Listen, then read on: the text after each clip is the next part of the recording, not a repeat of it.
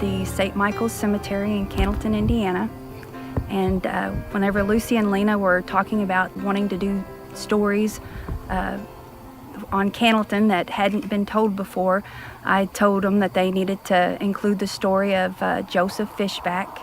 He was the only active duty police officer from Candleton to ever lose his life in the line of duty.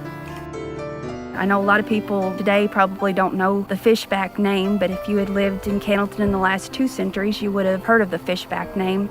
The Fishbacks were shoemakers here in town. They worked in the mines and the cotton mills, and one of them was our town marshal, Joseph Fishback. He was known as a quiet, gentle man. They said he was too soft on the criminals. In the year 1900, during one of the elections, Joseph Fishback lost his life. Ironically, his brother, John, was presiding over one of the precincts and was not allowing a Mr. Adolph Gillardin the right to vote. He was 22 years old, a barber, and it was his first election. And he was getting a little irritated and upset that he wasn't being allowed to vote.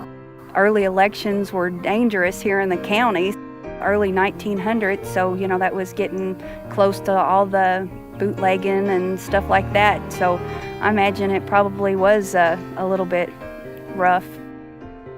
Mr. Gillardin started threatening John, saying he was going to go home and get his pistol.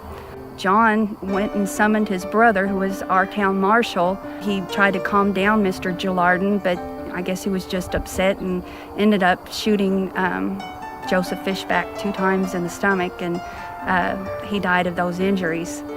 It'd been a horrible thing to have to live with the rest of your life, realizing that you were responsible of having your brother killed.